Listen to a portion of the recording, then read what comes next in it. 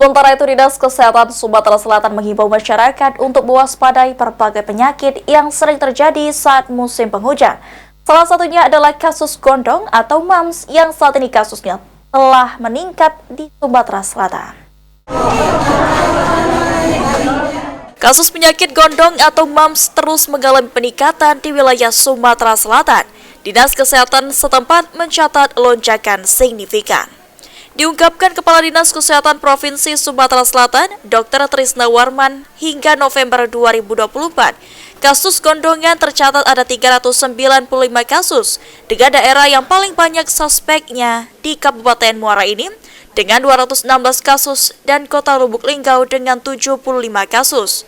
Ditambahkan Dr. Trisna Warman, penyakit yang menyerang kelenjar ludah ini paling sering ditemukan pada anak-anak, namun orang dewasa juga dapat terinfeksi. Sedang mewabah sekarang ini ada penyakit MAMS, gondongan. Ya, sekarang ini kan banyak kan, baik dewasa, baik anak-anak pun terkena itu.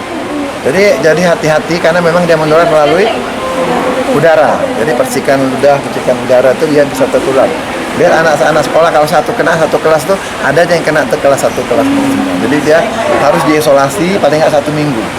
Jangan dia berhubungan dengan teman-teman yang bisa menularkan kan. Dari virus dia. Intinya pengobatannya simptomatis. Kalau dia demam, obat demam. Kalau dia sakit bengkak ini, vitamin dan juga kita kompres dingin ya.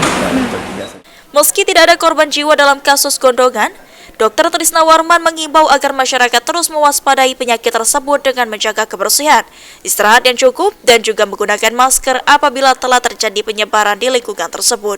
Lutfi Pal TV.